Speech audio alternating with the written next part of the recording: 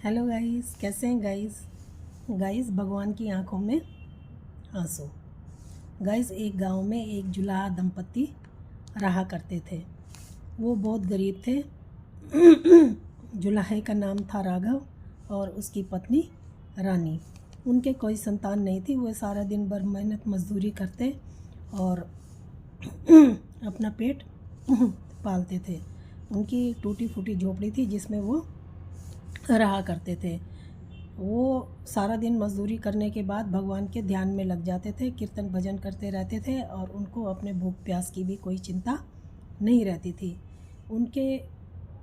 उनको किसी चीज़ की चिंता नहीं थी। बस एक चिंता रहा करती थी कि उनके कोई औलाद नहीं है और जब वो मरेंगे तो उनका दाह संस्कार कौन करेगा और उनका तर्पण कौन करेगा। तब राघव अपनी पत्नी से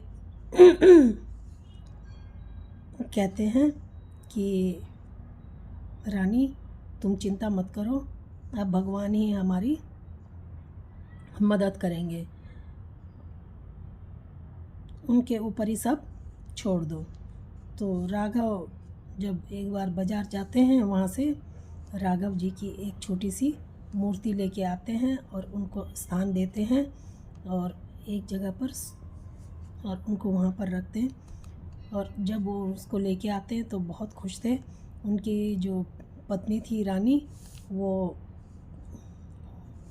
राघव जी को अपने बच्चों की तरह प्यार देती है, उनको नहलाती है, खिलाती है, पिलाती है, उनके रोज़ कपड़े बदलती है और उनकी सेवा में लगी रहती है।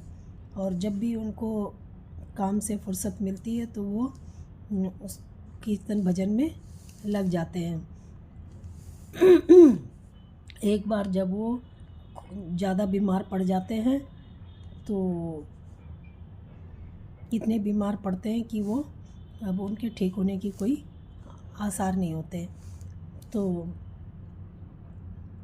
गांव के सब लोग उनको देखने के लिए आते हैं, क्योंकि उनके घर से तो भजन कीर्तन की आवाज़ें आती रहती थी। लोग सोचते हैं कि क्या बात है जो आजकल ये यहाँ से दिखाई नहीं दे रहे ये लोग। तो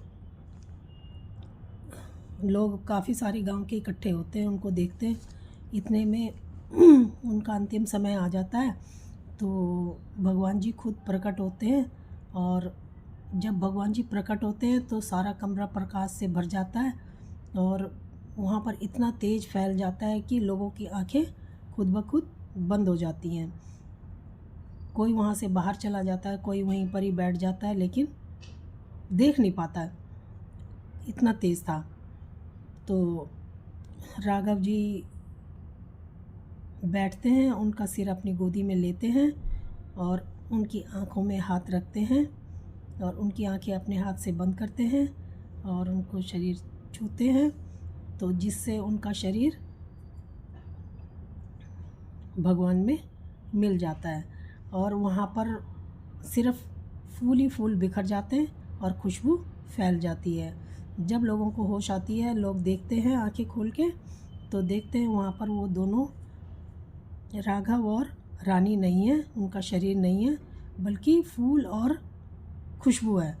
तो वो लोग फूल नमन करते हैं और फूलों को उठा के अपने सीने से लगा लेते हैं, माथे से लगाते हैं और उनके जो वहाँ पे फूल बिखरे हुए थे उनको उठा के नदी में विसर्जित कर देते हैं।